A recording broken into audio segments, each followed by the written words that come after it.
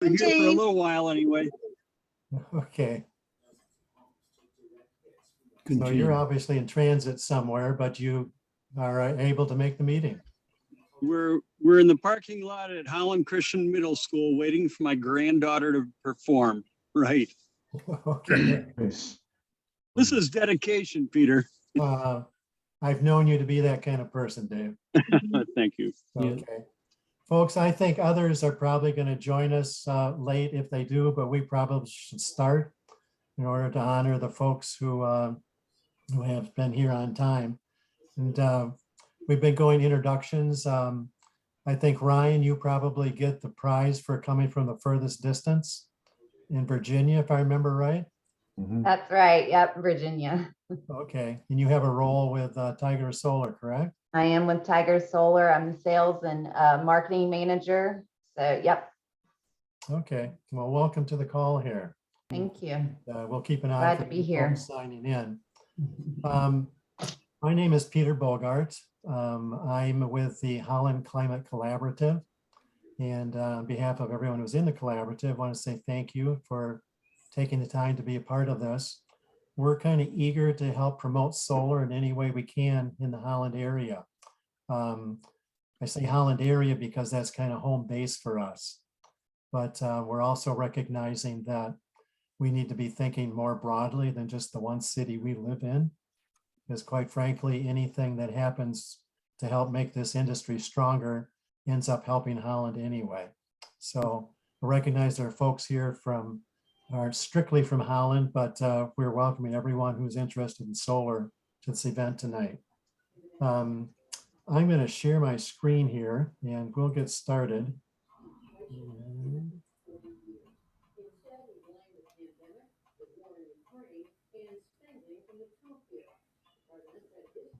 Peter, just to let you know, I'm answering a couple of emails too, so go ahead and I'll keep working on it. Okay. But this is what we call the Solar Up Network. And this really is intended to be a place where neighbors and friends can talk to each other. I was talking with John Fuhlenwinder earlier, and we both know you see these ads on the internet and on TV that tell you can get solar installed for free. And the state of Michigan is going to pay for it. And we all know that's hype and promotion. What we'd like to be able to do tonight is talk with people in a neighbor to neighbor, friend to friend kind of basis so that you can hear from people who are just like you and who are from your own community who have done solar and be able to ask them whatever sort of questions they feel they need to ask.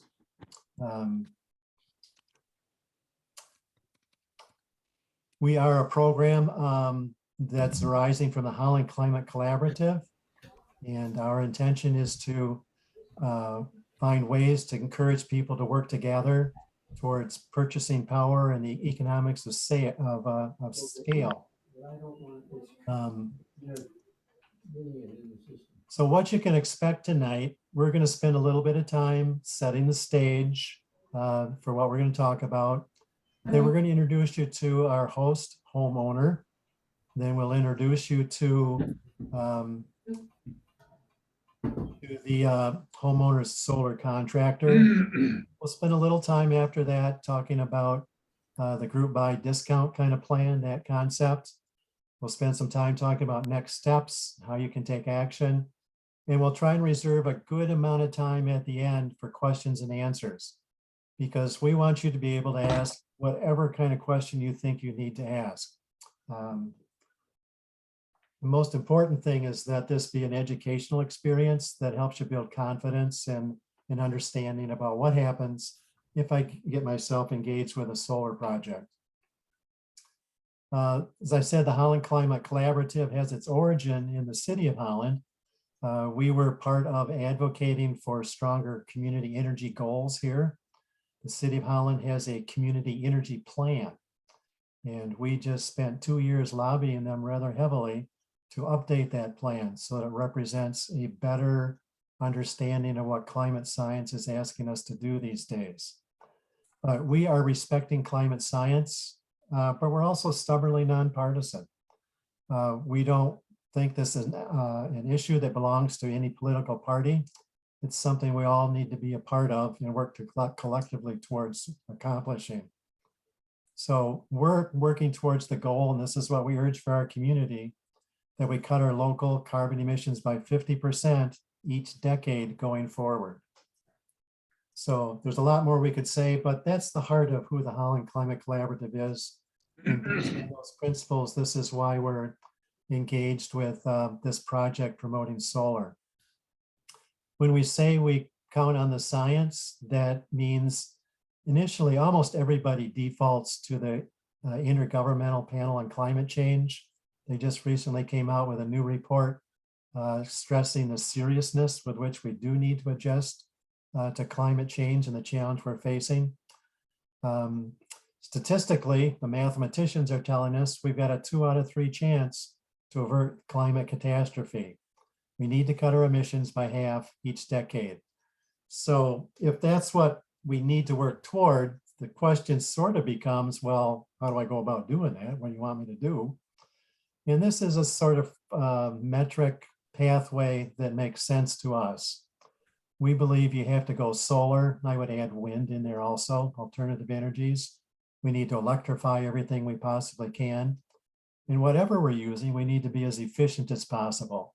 That's just the broad framework in which we think we're working. And that's why solar panels fits into what we think our goals are. Solar panels, as I think many of you know, are in a very advantageous 10-year trend. The price in the last 10 years has dropped precipitously, and the amount of supply has gone up equally strongly. So there's a lot of solar being installed, not only in this country, but globally. And there's a good trend starting. We hope to keep that moving along. For those of you who are considering solar, you're going to want to know that there are financial incentives to encourage you to do that. The federal government has a federal tax credit of 26%. That's a real strong incentive. We in the Solar Up network here, if we're able to get the kind of participation that we hope to get, could offer as much as a 15% discount. Tiger Solar is offering a discount of up to 15% if as many as 10 people eventually join this group as part of a group buy. So, if you live in the city of Holland, there are some rebates potentially on the horizon. The city of Holland has a home energy retrofit program which offers rebates. They are, however, in the midst of redesigning and relaunching that program. Their board is supposed to be meeting in mid-June to vote on what kind of projects they are going to offer and what kind of rebates they are going to offer. So we are lobbying them rather heavily to include solar, which has been part of the program in the past. And please do it at what you have done historically for every energy efficiency measure, 20%. So like I say, that's all to be determined based on discussions taking place in their board at this time. For the record, there's a lot of other creative financing options out there, and I know that Chad will get into some of those later on. Just as background, to give you a sense for what's a typical solar project as we understand it, with the caveat, nobody is typical. Everybody's house is a little bit different. But typically, people are seeing projects that are somewhere in their neighborhood of 5 to 7 kilowatts. Initial cost, generally speaking, somewhere around $3,000 per kilowatt. Payback, many people are seeing, is in the 10 to 13 year range after tax credits and discounts. The beauty of solar, in my view, is number one, most panels are warranted for 25 years, and they really have a lifetime expectation of close to 40 years, even though they will degenerate a little bit over time. But once they're paid off, you're really getting the benefit of all that. Almost, I don't want to call it free because you paid for it, but once the system has paid itself off, you're getting a tremendous percentage of your bill taken care of. Now, I mentioned that we have a homeowner with us who has installed solar, and that's going to be John Fuhlenwinder. John worked with Tiger Solar back when they were still known as Alt Energy to install a system at his house. And what's wonderful about speaking with John is he's gone through the process that some of you are thinking of going through. And so he can kind of speak to what did he do, why did he do it, and how has that worked out for him. So John, if you would take it away, kind of introduce yourself and share with people about your experience installing solar panels. Yeah. John, before you speak, would I please request everyone not speaking to mute, please? Thank you. Well, my name is John and my wife's name is Cynthia, and the two of us together bought solar panels for our place. And it's at 4764 Wildwood Road in Holland, 49423, just outside the city limits. Well, it has 25 panels. And the contractor was Alt Energy / Tiger Solar. It was connected June 26, 2021. And the power company we are served by is Consumers Energy, and the bills go to the Cincinnati, Ohio address. I just wanted to say I'm interested in that we get to the zero emissions, and I didn't see action from the political side, so our interest was being up in age. We don't know how long we've got. We put savings in to buy the system. And interesting, I should have been looking and plotting the input and the output every day from the 26th of June last year, but I didn't even think of that. I look at it every day. I have the installation includes panels on a duplex house. We own the house with our daughter, the other half. She is with the electric company that we are with, that's Consumers Energy, and she splits the bill. She gets billed separately, excuse me, but she shared in the installation price. Anyway, April 12th was a particularly good day. The power that we usually see in the middle of the day when it's a clear, beautiful blue sky is about 6 kilowatts. The rating of the system is 8.3 kilowatts. You know, kilowatts are sort of like how much horsepower have you got in that car? 50 horsepower, 150 horsepower. The thing that you pay for is the time sequence of the kilowatts that's going on in your house. And it's also called kilowatt hours. That's what they charge you for, kilowatt hours. So a particularly good day was the 12th of April, 38 kilowatts power. Sorry, 38 kilowatt hours. Why should I do? I should remember. Kilowatt hours. That's what you're paying for. The next day was cloudy. I'm just going to do a few of these. Down to 9 kilowatt hours for the whole day. The next day was a beautiful day, 44.3 kilowatt hours. Went back in. Anyway, over the billing period,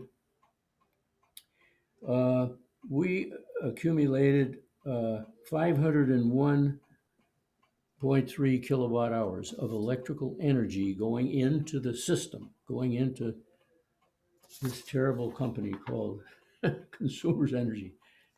Anyway, that's my opinion. And it's good. Solar this is my chalkboard. Can you read it? Well, we'll try to get it the right way. Too close? It says, let me read it. solar energy is good, but you need solar panels to capture it. And that's what I captured, 501 kilowatt hours in a month. And it's going to get better because the days are brighter and they look like we're going to, unfortunately, you don't get the heat part. The energy from the sun is in a concentrated area that we can pick up. And I really enjoyed seeing the installation being put up by Mr. Vincenti, who is Yeah. here. I really enjoyed installing it. Yeah. It was a nice couple of days in Holland to be out there. And Mr. Chad Becker. Yeah. They, And then Kyle they gets some did a credit too. professional He's in job. They here. really did a good job, and they're very careful. And Eve's bill went down, my bill went down, and I wanted to illustrate the bill, and then I'll open it for questions. If this is what you, the billing sheet, you probably get something like that from the Holland City. Can you kind of see that? We can see it, Great. Jimmy. This is what I wish I knew how to do. I don't know how to do bar graphs, but this is May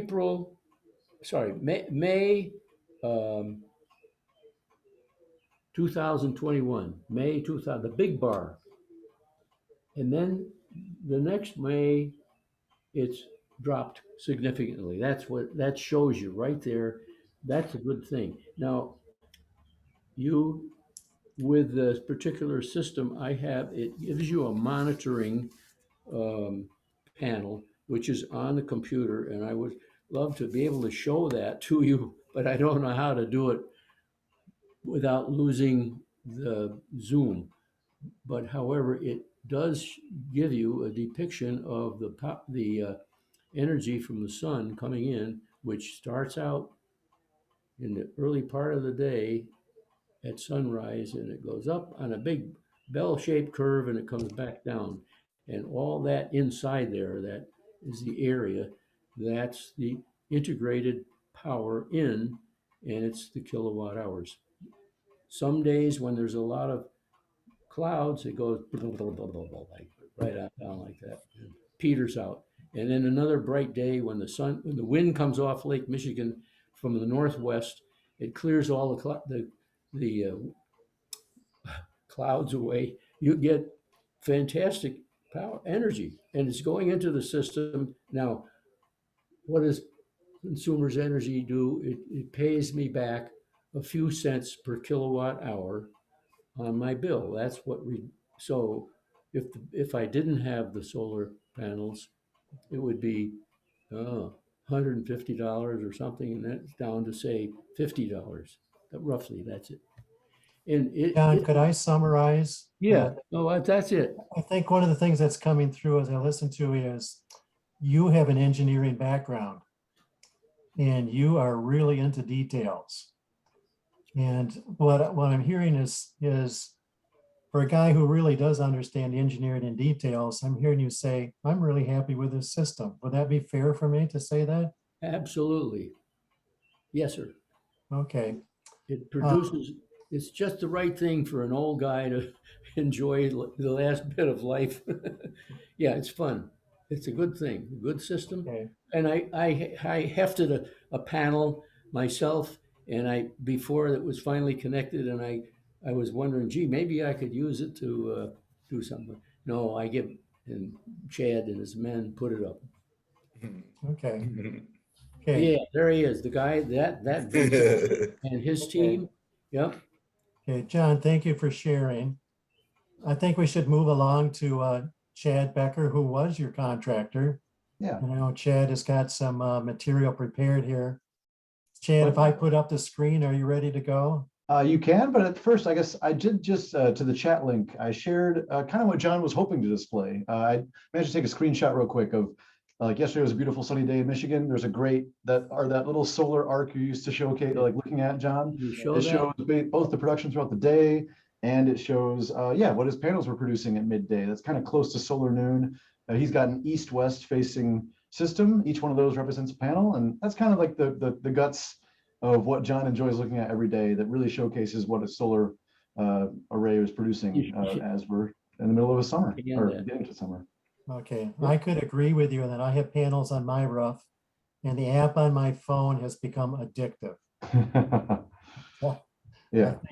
So I agree. It's there's something satisfying about watching it happen. Yep, and you get used to, yeah, as you said, you get used to that awesome arc, or when it's a cloudy day, you get all the spikes like John was saying. But yeah, I mean, if you start planning my slides, like a lot of them are just examples of previous installs, but it'll lend itself to me rambling about solar in any which way, if you'd like. And some of you might have gotten here after we started the recording, or even for the sake of the recording just started. The other people you saw in the meeting with me was Vicente, who has been pulled into the office, but he is one of the people that installed John's system. And yeah, that's me. I'm the branch manager. I started this Michigan branch of Tiger Solar Alt Energy just 3 years ago. But this company's been around for 17, going on 17 years now. We rebranded as Tiger Solar because we got a new parent company that came with a lot of benefits, not only a bigger backbone, a little bit more security and procurements, but also like all my guys got healthcare, little things like that that help my team. But anyways, there's literally me and Vicente's background kind of in this picture, or just actually this displays all my guys. You see me and Vicente and Kyle are in that top left photo. That's just at one of our larger installs in Ada, Michigan from about 1.5 years ago. The guy in the middle there is Kyle, our lead installer. He's got over a decade of solar install experience. I managed to grab him on his way back to Michigan. He grew up in the Flint area, but he was doing a solar install in Arizona for a decade before I grabbed him about a 1.5 years ago, almost 2 years ago now. And then everyone else seeing these photos are guys that are still with me, or the design team is in the bottom right. That's where I was working for this company in Boise, Idaho, before I was able to get them to open this branch with me. But that's all the design guys in that bottom right corner that I still talk to almost on the daily. So yeah, that's a quick background of kind of me and Vicente and our team in action there. And if you just want to flip through the next photos relatively quickly, because I guess a lot of people want to know about broader concepts, but here's just a great, beautiful install in Grand Rapids. That's the first install I got Vicente to jump on a roof with me in over in Comstock Park, just a hop skip from we are. We are based out of Comstock Park. I'm talking to you basically within spitting distance of the ballpark, Fifth Third, to give you context. Then some of our other earlier installs, Allendale, Michigan, Talmadge Township. We have been working our way towards the west side of Michigan, where you guys are all in Holland until we got to John. Similarly, yeah, go ahead and flip through these real quick. We got Everett, Meadowville. We've been all over the place, just showing different examples. We have outbuildings, sub panels. There are different ways to interconnect. Even if you've got a horse ranch, and there's John's. Actually, go back one slide if you can. That is just some aerial shots of John's on the bottom there. Like we saw in that little snippet a second ago, it was east-west orientation. That is a duplex. We managed to split both the east and the west between the two installs, so that way both systems are covered by kind of getting the benefits of having some solar being accumulated early in the morning and going into the evening. Arguably, west has a little bit of advantage, but he did have some trees that direction. But okay, now we're getting to the weeds. Yeah, just more examples, obviously on any type of roof. And so bigger barns. You can go just two. I think we only have like 3 slides left, but I think they're going to be interesting. Obviously, we've got a lot of ground mount background. Our team has built a number of those in the last year now. And then just the next couple will be the bigger jobs that I think are worth just showcasing. Like this is just showing that we lost some sleep about a half a year ago, or actually I guess it's 9 months ago now, where we jumped up on Calvin Christian Reformed Church in Middle Grand Rapids, and we were not apparently daunted by a tilt that was more than 45 degrees. You'll see that is Vicente and me working together in a number of those pictures when we got those up there. Really a crazy install. And then here's right there in Holland, Makatawa. We did the Eldine Shipyard. He's got a couple solar systems. He did one many years before we got there, kind of in collaboration with Consumers Energy, and we were able to get him for number 2. And we are talking to him again about his third one. He's been able to take advantage of a number of incentives, not just the ones that any residential person could take advantage of, which is the federal tax credit, but there are ways that if someone has a business, they not only get accelerated depreciation with solar, you can also get a REAP grant through the USDA, REAP just standing for Renewable Energy for America program. And it's a way to get an additional like almost 25% off, less some taxes in the form of a grant. So that's right there in Makatawa, Holland area. And then that might be all for those. I guess if I could jump straight to financing, I guess we'll cover a lot more bases with question and answers after this, but to finish the slides, if you're someone that's coming from a background where you're not cash heavy, but you still want to go solar, there's a lot of different ways out there to go and find a financing avenue. You'll see some of them advertised, but we like to work with Clean Energy Credit Union, as this was saying. They are essentially a nonprofit that exists just to help people build systems like this. There's no, like the fee I offer people for a cash install doesn't change by a lick when they go to do the financing portion, because Clean Energy Credit Union is just trying to add a financing arm to any project like this without any extra fees. So really the top one is the one that I tend to recommend when people if you were to get a proposal from me, you would end up seeing there is an option for a combo loan where you see the short-term 26%. That does match the federal tax incentive for a reason. It gives you like a 12 or 18-month loan where you waits for you to get your federal tax incentive back from the government, and then you can just apply it to your loan right then and there, without having to really pay all that much because it was such a short-term loan. Then the other 74% is generally spread over 12 years is what we would recommend, but there's other options to do 10 or 20. They're actually very moldable. As you see, there are other options listed below. Short of option 1, the other one that might be worth really thinking about is option 4, the Green Home Improvement Loan. That one comes with the advantage of if you're willing to put down at least 20% or more, then you can actually get your interest rate as low as 3.49. And with how the interest rates are getting a little bit wonkier at the moment, that's great that they're still offering that. And the combo loan, anything else, usually 4.99 is the ideal. Might see some other solar entities advertise lower things out there, but that's usually by buying it down, or they're going to charge you a lot more upfront cost or hide it in a way where these are like, this is all just based off the cash install price, and then you apply what you can, or we talk about what works for you. But yeah, we can jump to whatever I've got left. Just rambling. All right, see, oh, this is just some additional detail that I already kind of covered. Once again, just recapping, if you were to do the combo loan, that's the whole 4.99 deal. And then if you were to do the kind of at the bottom, it mentions the other one with the 80% due at the end, 3.49 being the 20K max. But I think I've kind of recapped this. So go ahead, Peter, or whoever is in control. And then the other thing you've heard mentioned earlier by Peter at the beginning is Holland does have a few ways they're trying to help and incentivize, but those might be changing relatively soon. But the Holland Energy Fund, or otherwise, I think they offer the HERS program, what was that? The Home Energy Retrofit Program can offer at the moment 20% of your install in the form of a grant they would pay for. But obviously the window on that is closing before they kind of re-up on whatever that offering might be.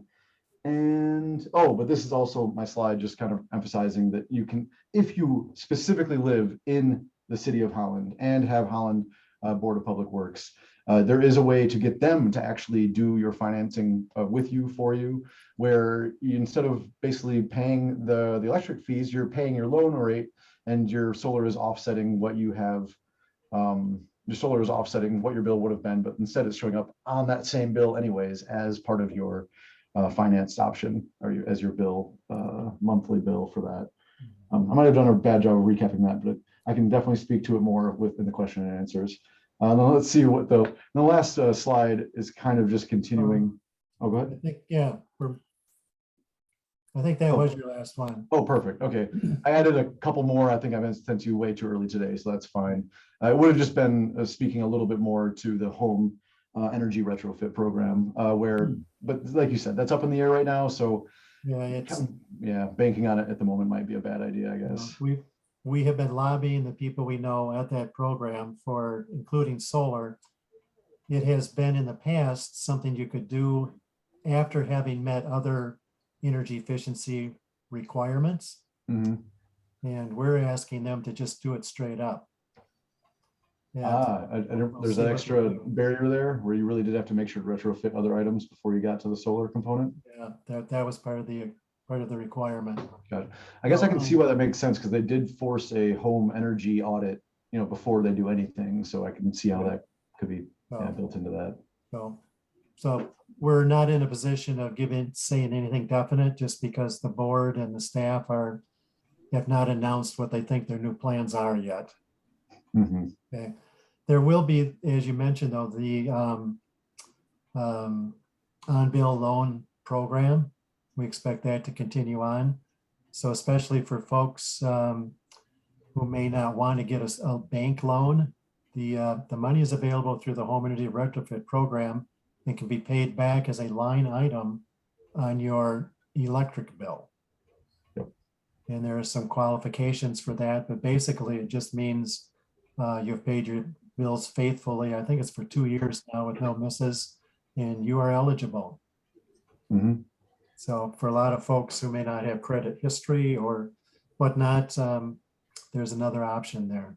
And Peter, Yeah, let me just add that they also, with the home energy retrofit or with the financing, they've said they now can do a credit score also. It's an either or, it's not both, it's either or. So if somebody did have a couple of late payments, they could look at the credit score, and if that is, I think it's 685, 690, something that's pretty reasonable, then they can do some financing with that too. So there's some other options there. Yep. And before we go down this avenue, mind if I just realized my slides definitely guided me a little too much. I'd love to just slow down and back up a little bit and just kind of narrate, like generally some of the first questions when people are trying to think about solar is, how does it work? How does the credits work? Different utilities affected in different ways. Is it okay if I give like a 2-minute spiel about Absolutely. different utilities? Yes, please. Okay. So yeah, depending on just where you live, it will affect which utility you have. Obviously, this being a Holland-centric conversation, most likely you're either Holland BPW or you are Consumers Energy. John was, luckily for his sake, on Consumers Energy, but he wouldn't say it that way because they are so expensive compared to almost any other co-op or any other utility in the state that it does make solar so advantageous. Because instead of generally, when you kind of just do some round numbers and averaging, Consumers Energy people are usually paying somewhere in the ballpark of 17+ cents a kilowatt hour. But then when you go solar, you can offset 13.5 cents of that all year long, even when you account for the fact that when you do sell back to the grid, you do get a credit that's for a lower amount. That's true for pretty much any utility you sign up with, even Holland PPW at this point. But the cool thing is when you're producing solar, the goal is to use it in-house, is to use it like the moment you're generating it, anytime you're using it right then and there, your house will consume it if you have any demand, and the grid will never even know that electricity exists. You never had to buy from them. You never get charged 17 cents. You have fully offset that full amount anytime you're self-consuming in that moment. Holland BPW, has a little bit more reasonable rates just for any general consumer. I believe somewhere in the probably 11 to 13 cent rating, but then when you do buy back or sell back to them, it is more, it's definitely halved still at about 5.6 cents.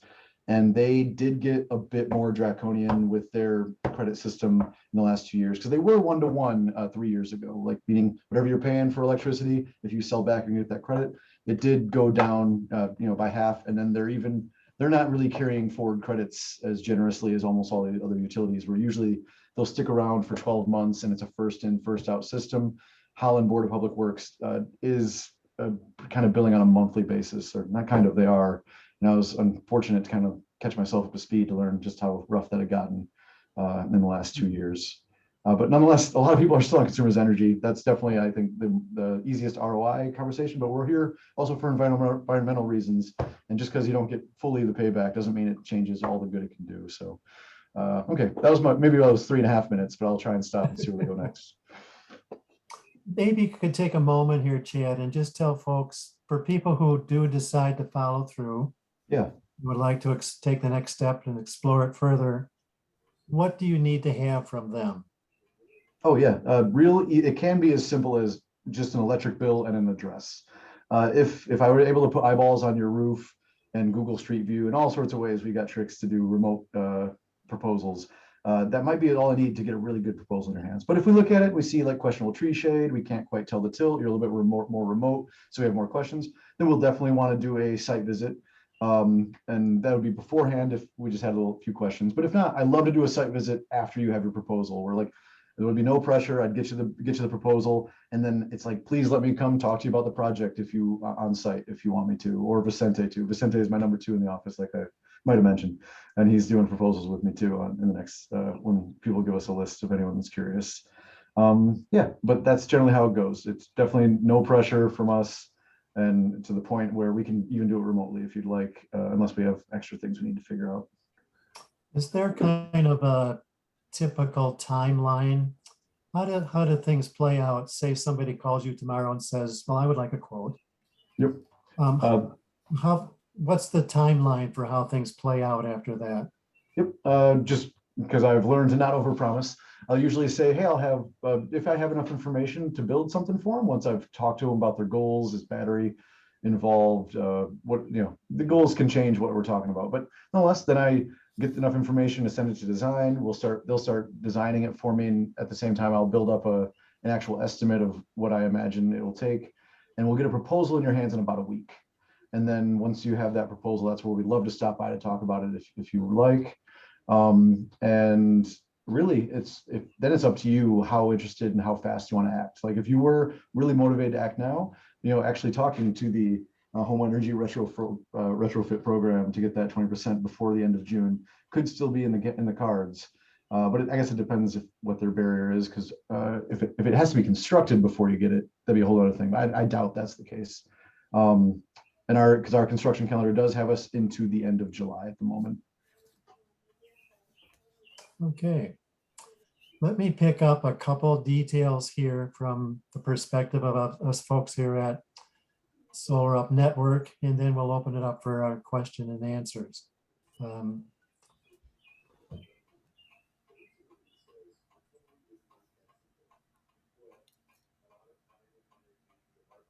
I mentioned earlier that Tiger Solar has agreed with us to offer discounts, and the discounts are stepped, and they depend upon how many people from this event eventually decide to actually commit to a project.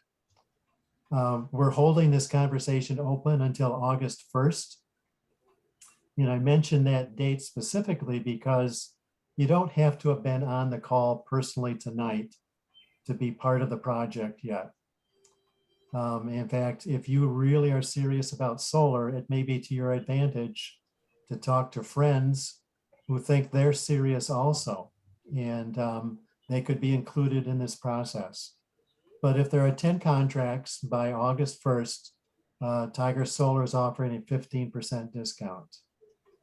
If there are 7 contracts by August 1st, it's a 10% discount. And if there are 5 contracts by August 1st, it'd be a 5% discount. That would be in addition to the already existing federal tax credit of 26%.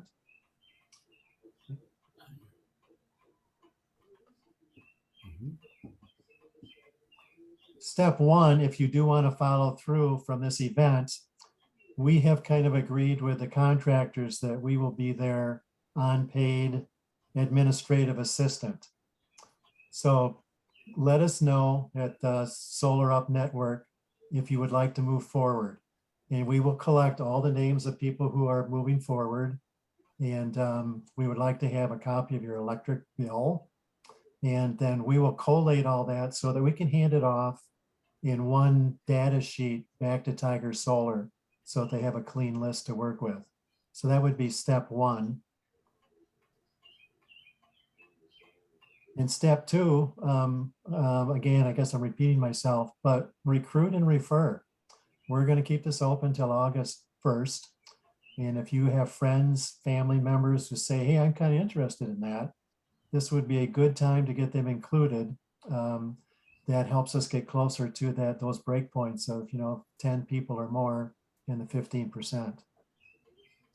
So let me.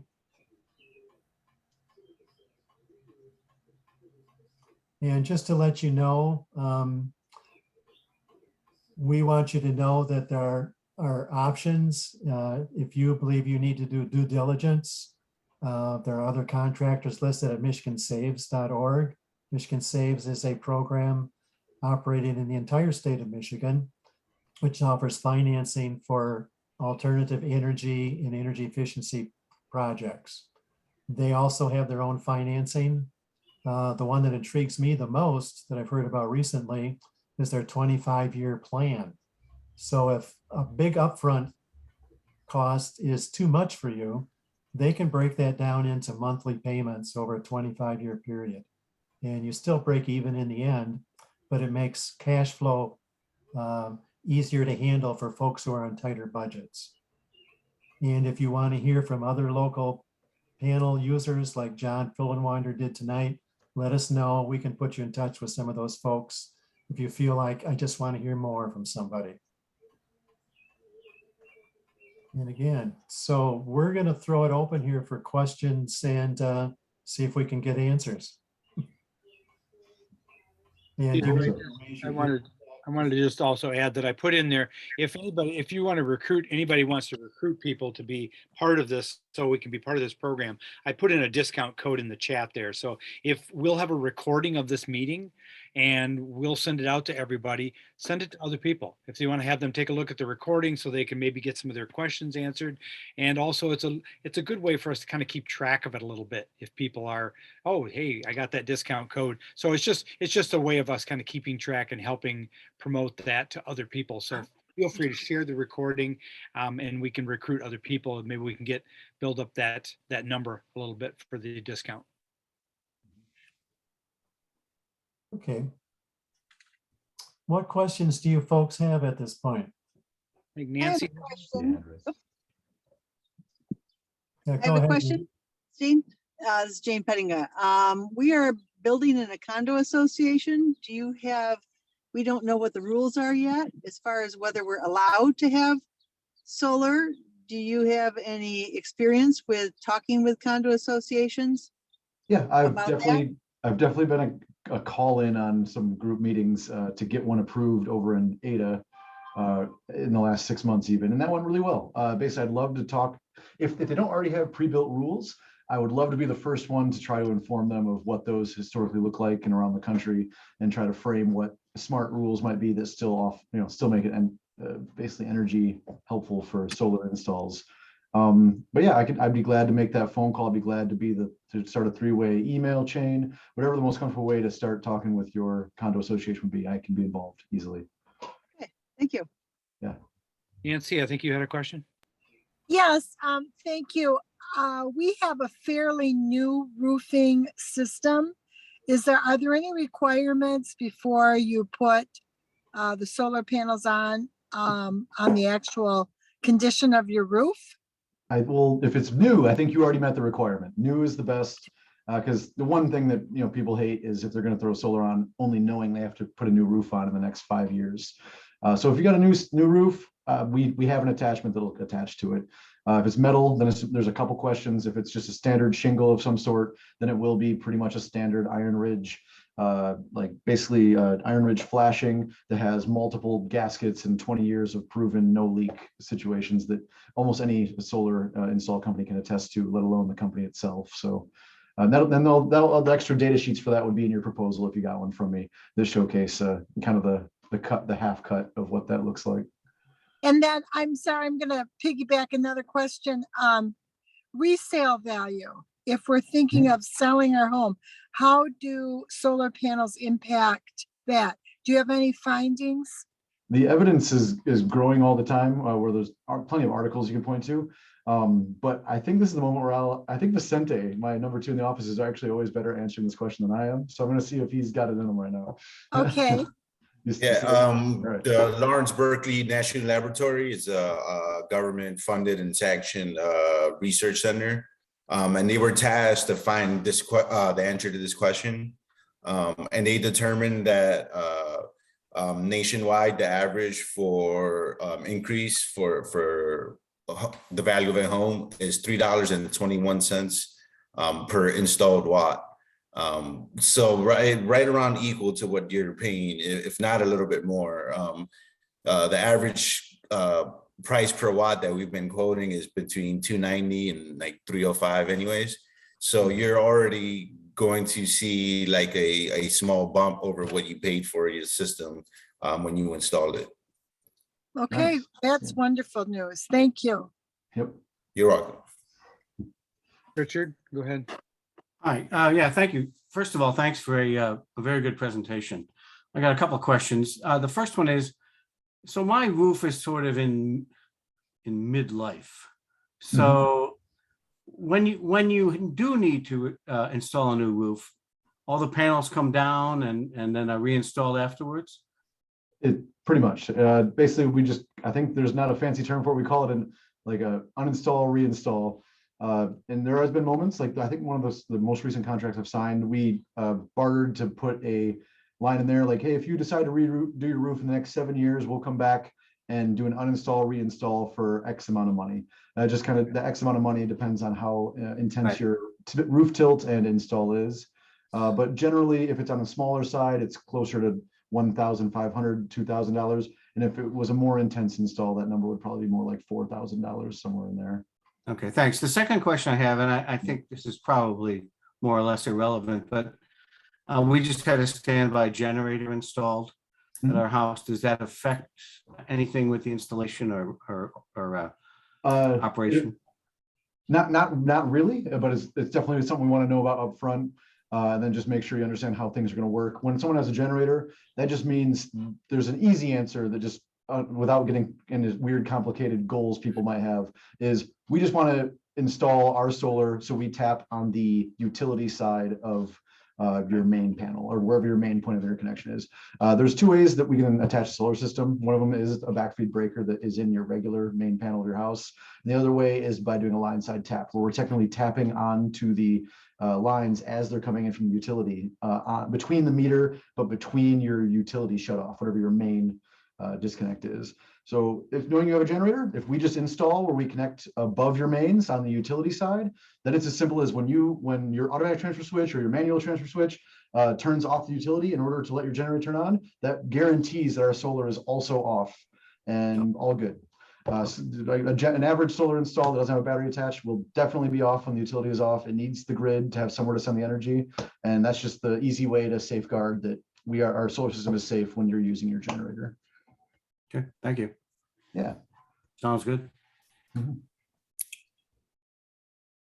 Chad, can you speak a little to, we've been having the conversation a little bit about the different type of panels and trying to compare apples to apples when we're looking at other quotes, and it's a little confusing to the layman. Yeah. Yep. Thanks, Laura. Like, I think through our emails, I know you had a quote that included REC panels. RECs, Panasonic, LG, other panels of that nature are ones that want to flaunt themselves as high efficiency or wait, what's the term I'm looking for? Vicente, what's the word I'm looking for? Tier one, like really.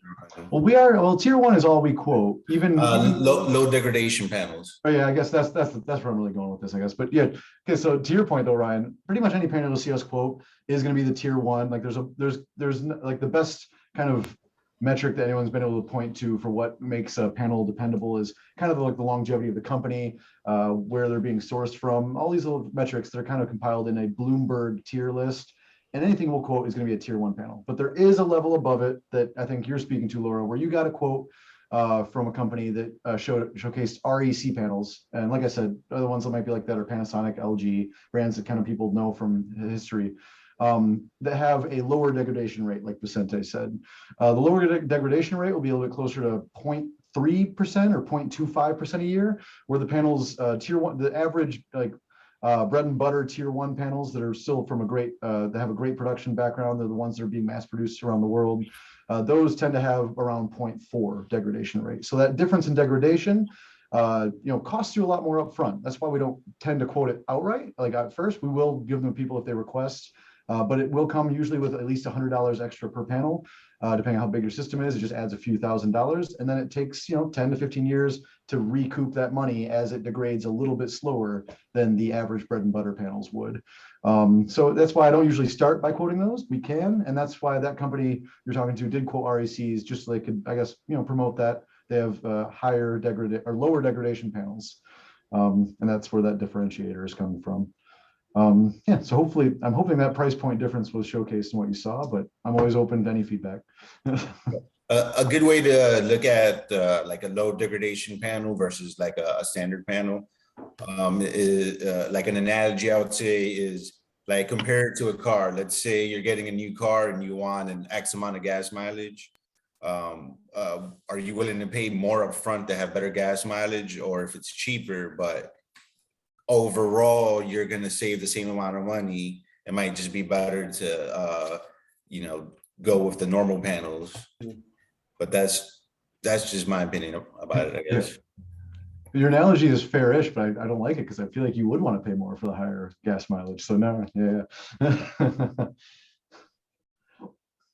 So anyways. And I know in my reading of all kinds of articles I'm seeing, it sounds like everybody's promising technological breakthroughs. Is there anything on the horizon that really is going to make panels better than they are today? This is where I'll probably cede it to Vicente if he has something to add, because he usually has his ear to the ground a little bit better on articles. But my take is, for a while, for many years now, I've been saying when people want to quote certain articles about all the different advancements out there, it's like I'll believe it once it actually comes to market. The only one that really blew me away in the last year, because some hubbub talk finally came to fruition, it really is in market, is Enphase microinverter systems, one of the biggest players out there for residential solar, and one of the basically one of the main systems we're promoting along with AP Systems and another microinverter system we did at John's. They actually did manage to bring to market a sunlight backup. One of the biggest misconceptions people might ask when they're going to solar is, will my solar system still work when the grid is down? And without a battery, the answer has always been no. Finally, there's a middle ground. It's by all means, it's a small asterisk, but they did come out with grid matching where you could find a way to, you could still basically engineer it with their pieces they've come out with, where we can take like 4 of your breakers, put them on an emergency load panel, and those breakers will still be fed through their grid matching technology when the sun is out. There's still obviously a lot of drawbacks from that, and it still costs roughly $6,000 to $7,000 just to do that, which by that point you're halfway to the cost of a battery install anyways. But never mind. I guess I'm getting off the root of your question, but a lot of the advancements articles out there, there's a lot of fun ones, but until they actually come to market, it's hard to really care or know what's going to be true. Other than I would say the mass production of batteries coming, regardless if we have a battery breakthrough, you can't argue against the fact that we are at least opening up gigafactories in different ways. And once mass production of batteries keeps steamrolling up, that can't do anything but bring the battery market price point down compared to what we're all used to. So I'm hoping that is going to happen no matter what in the next few years. And yeah, like I said, Vicente might have something better to add, so I just went too long. Yeah, well, Tesla, their batteries are the same as the one that goes in the car. So they keep building these gigafactories, which means that, as Chad was saying, they're going to have more supply out there. It's just going to drive that price down. And then also there's new materials out there to make the solar panels out of. Right now, it's just the silica, but there's several other materials that are being worked on. But nothing is ready within 6 months to come to market. So we're not going to ask anyone to wait, because who knows when they'll actually get here. Or historically, I think this is another one of those industries where it's always 5 years away. Certain things you can read about. Yeah. Richard, I think. Richard, you had your hand up. Yeah, I have sort of a follow-up what we're talking about. So I'm not that up on the technology of the panels themselves, and how much innovation has taken place in the past, say, 10 years, and what's possible in the next 10 years. So I guess my question would be, I mean, what is your assessment of that? You put up panels this summer. What are what's the chances that they will be obsolete in a few years in terms of efficiency or whatever, and might want to be replaced with some new design or new material or something?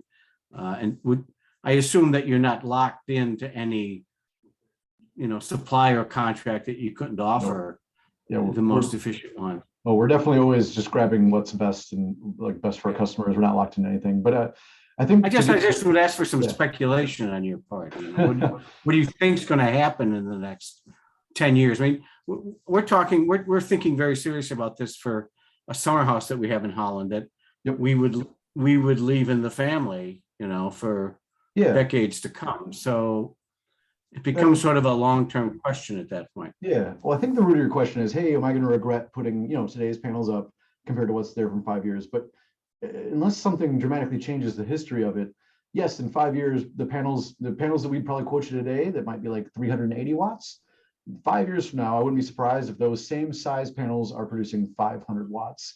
But unless your rooftop is, there's one way where you might arguably regret it to some monicum is if your roof that you want to put solar on isn't big enough to let you get to 100% offset now, and then, but and so you only, let's say we only provide you a quote that actually got you to 75% annual offset. And then you put it on now, and then in 5 years, you realize, oh, if I would have waited, now I can get the panels that would have been 100% just based on, but that's only if your roof happens to be physically too small for what our current allotment is. But short of like just general wattage compared to the size of your space to install, I don't think there's any, because you're going to produce the watts you want, even if a different technology came around, unless it's still only going to be a matter of watts produced, and that's kind of the only metric that we really care about when it comes down to it. You don't want me to bore? I'll bore you with some technology. It's basically the panels are made of silicon, and some the cells that make it up are made of silicon, polycrystalline. It's just the manufacturing of it is, the best would be a pure crystal, but polycrystal, you can lay it down fast and produce them fast. That's how the Chinese made the price drop. We're lucky we can make this out of such a abundant and resource, silicon, even though it's not quite as easy as that, but still. Yeah, your silicon is the thing, Si, the sun's power, the sun's energy, the big curve, and the silicon is sensitive. It is N-doped silicon. Anyway, who cares? It only picks out a certain part of that spectrum that the sun gives us.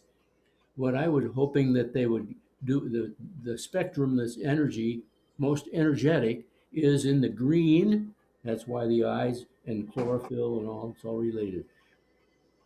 And then it goes from the green into the red, and on the other end, the blue. And in there, you can't get into the infrared, which is a lot of the heat that comes from the sun is infrared. And we haven't been able to capture that. The CO2 captures that, reflects the IR, the infrared, back to the earth. But silicon, narrow band, you get about 25% of the total energy in the spectrum. Kind of limited to silicon. But if they come up with another one, I don't know, they got.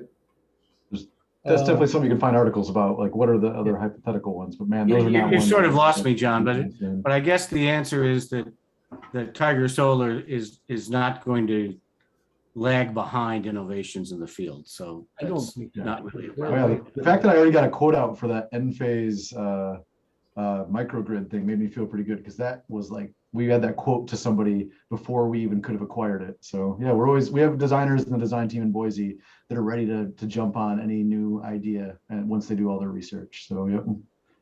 Thanks. Nancy, you have a question? Yes, I was just thinking about add-ons when he mentioned roof size.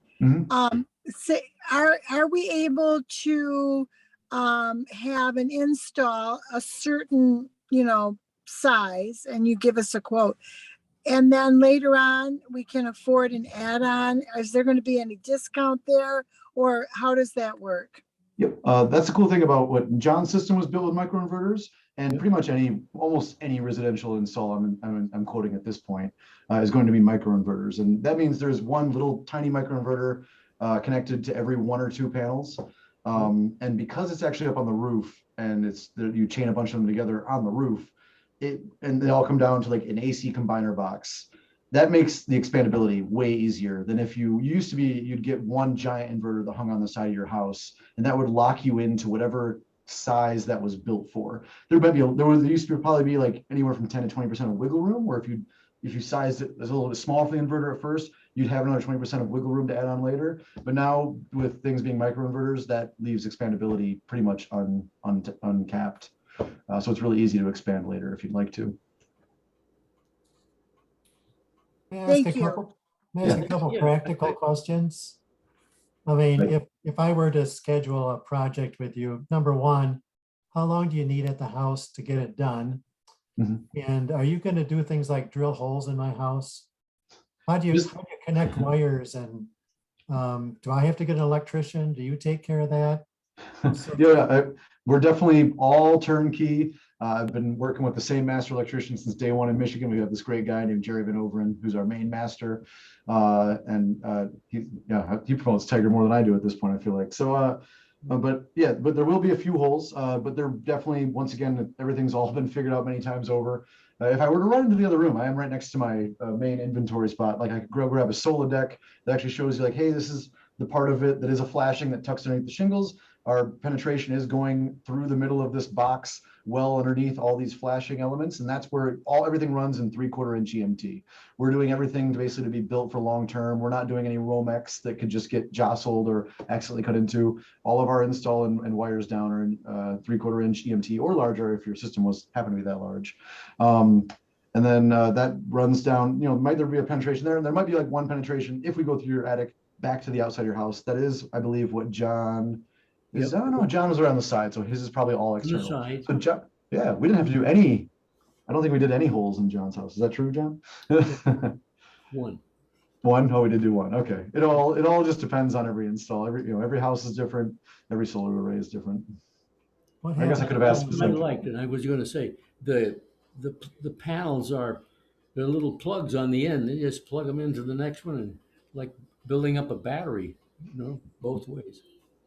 Shut up. No, you're good. You're good, John. It's basically a series versus parallel, and yeah, you recognize what we're doing there on a few of those strings. Yep. I'm wondering about older homes and their electric panels. Would I be in a position where I might possibly have to pay for a whole new electric panel in order to be able to install solar? We definitely don't push that direction unless we really have to. There's a few, I'll go on a few caveats here. Generally, if your electric panel is really tiny or really, grandfathered in a lot of ways, the easiest way around it, for lack of a better way to put it, is we would then once again do that line side tap thing we mentioned with the generator. Like we can just tap onto the utility side and really not touch your panel if we just want to get our solar on without much concern. But if there's something really sketchy or incredibly out of shape going on, or it's just to your benefit, like you'd rather have this moment to get your 200 amp panel upgrade because you're still for some reason riding 100 amp 40 years outdated no main breaker panel, we would love to use this opportunity to upgrade that for you. I've got like I said, my master electrician is actually a really affordable rate with how in demand electricians are to do such a thing. And then when you do it, if you do that when you're getting solar, that also affords you 26% off that main panel upgrade. Because it was a critical part of basically, it improved your solar system. And anything that improves the creation of a solar system is afforded that 26% federal rebate. Yeah. I feel like, and then there was, I think, whoever just asked the microinverter question about expandability a second ago, I feel like I realized I didn't touch on the bulk of the question was, would it be cheaper to add later? And by all means, it's always cheaper to, economies of scale are huge in solar, so it's always cheaper to do a bigger system right away.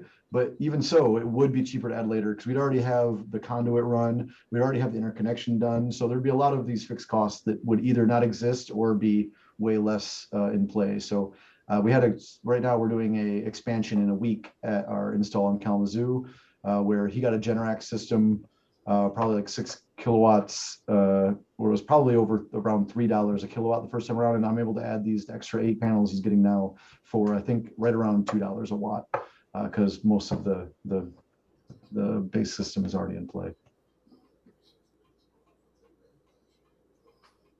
Yeah. Is this thing on? I don't take any more questions. Otherwise, I can throw it to Peter. Yeah. Any other questions? I got a question actually. So let's get into batteries a little bit. Oh, great. This opens up a lot of avenues. Go for it. Oh yeah. How practical would it be to say I wanted to have a solar system that could, over the course of an average good day, generate enough electricity to power my house in its entirety for that 24-hour period via a battery system and only draw off the grid when the panels can't keep up, if you will? Like what's the barrier? What's the how reasonable of like a a system or an idea would that be? I'm just sitting here being like, I would love to not have to draw off consumers at all Yep. if my panels were doing real good. Then here's where John can get a little bit more upset about consumers if he wants, because the biggest barrier to that is if you're going to still be grid tied, your utility does somehow have a say in how much solar you're allowed to install while still being grid tied. Some utilities around the country, there's a metric of like, 150% of what your annual usage historically was, sans any justification you might have beyond that. Consumers energy is 100%. Like we can run into a wall if we try to quote someone too much solar and it doesn't just match up based on their really bare bones equation of what our solar size is allowed to be based on their last 12 months of electric use history. Yeah. There's not that much wiggle room around that. In fact, actually, yeah, John kind of ran into that wall himself, and we had to play a little bit of games to make that work. I wanted to do that. And, Yeah. and they, oh no, you're going to be connected to us. The only way to do it would be to build a huge system, have your own battery, and then because you need AC to run those inverters.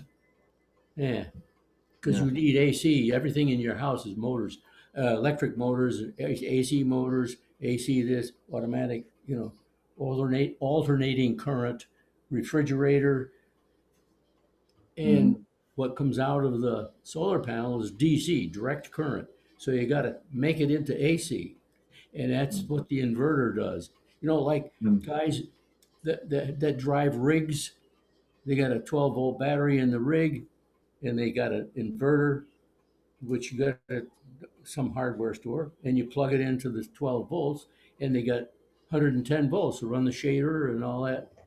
That's basically what these inverters do. It takes the DC, converts it into AC. Yeah, and John, that throws it back to I guess the bulk of his question also was about battery. So to talk about the whole AC versus DC, arguably to achieve the goal you want based on the barrier I sadly just informed you about would be to be off grid. And so therefore possible, but batteries are still pretty expensive. We still live in Michigan where winters are pretty rotten. We have a great off-grid quote going on right now that I think is going to come to fruition, but it definitely is backed up by a generator being a part of the situation. So that way in worse winter conditions, his generator can still kick on to take over, if he had to. I could add a wrinkle to that, Chad. I have a friend who wanted to maximize the amount of solar they could install. And one of the ways they created more capacity for that was to electrify their appliances. So they went with a heat pump instead of a gas furnace. Yep. Induction stove instead of a gas stove. Yep. And an electric on-demand hot water instead of gas. Yep. And if you get those and keep the receipts, we can immediately justify it, actually. So that's a good way to go. In that sense, my demand went up, therefore my need for solar went up. That was her strategy. Yep.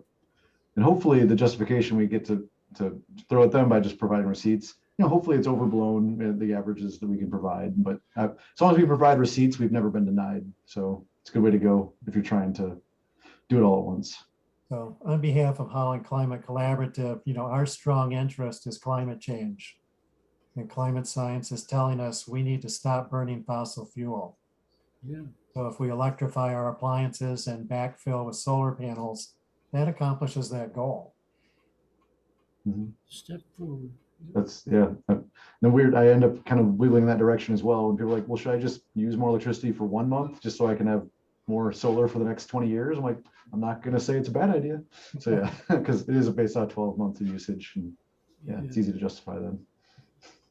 I mean, if we're rolling into summer and like a bad month on, let's say a heavy month use for my household is, according to Consumers website, 931 kilowatts. So I can start swinging something around, but you have the idea. We've kept some chickens really warm through a winter or two to get our solar installs the size they wanted them to be. Yeah, for folks who are thinking 936 kilowatt hours. Yeah, that's a good folks who are amount. thinking maybe this is something I want to do a year or two later. would you speak to the question about availability of panels? I know there's a lot of stories now about tariffs and supply issues and supply chain issues. Do you anticipate difficulties in actually getting materials over the long run? Can I mention one thing? Go for it. Well, for this year, the federal tax credit is 26%, and next year is going down to 22%. So that's incentive right there to go ahead and get your system this year. And to get ahead of any panel shortages, our company did a mass well, what would you call that, Chad? Yeah, we did a bulk order. Purchase of Big bulk order. of panels, and we should have enough panels for the rest of the year for our customers for this branch. Yeah, we were really concerned. Obviously, the tariff storyline was getting really real. We recognized as early as 2 months ago. So luckily, because we do have a big backbone to our company, we got ahead of it, and we have bulk. Yeah, like you said, we have bulk orders for a long while now that keeps us rolling. Okay, well, we've covered a lot of ground here. Are there any questions you folks may have yet? I'm going to do one final screen share here.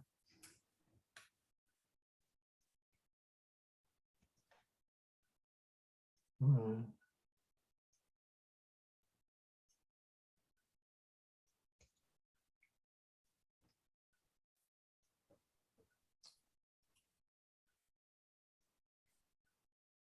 And just to repeat, we're eager to help you in any way we can address this issue of your interest in installing solar panels.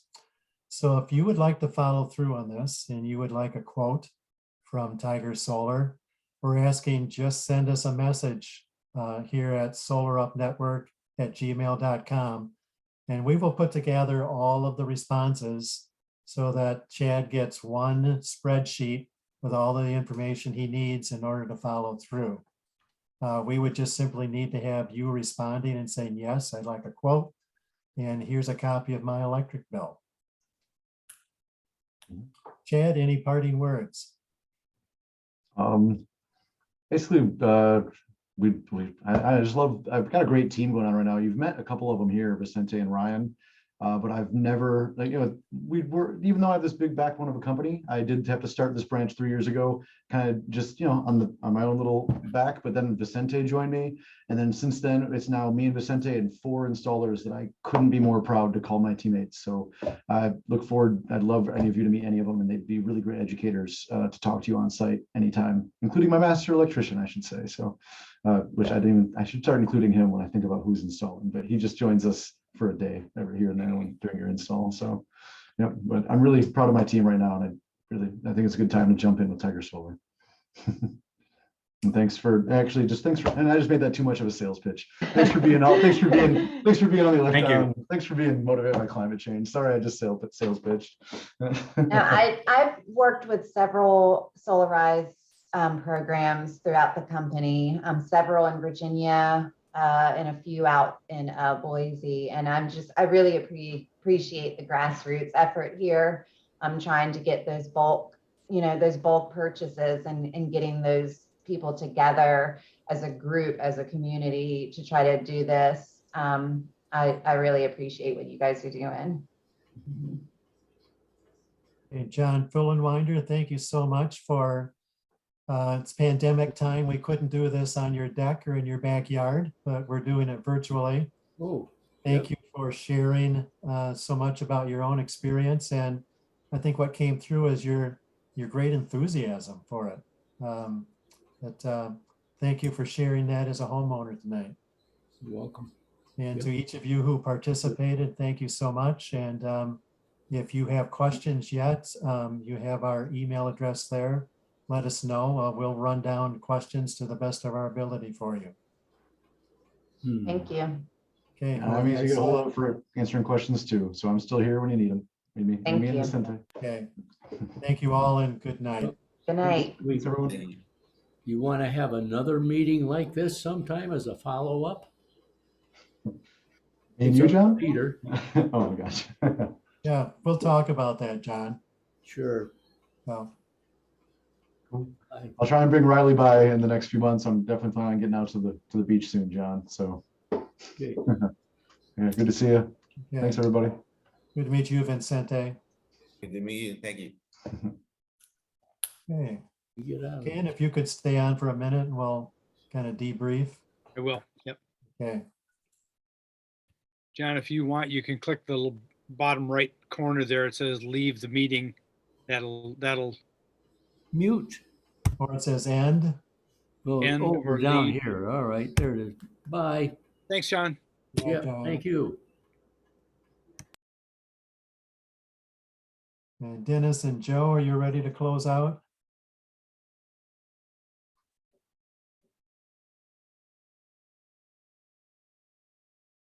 Dennis left to do the dishes, I think. But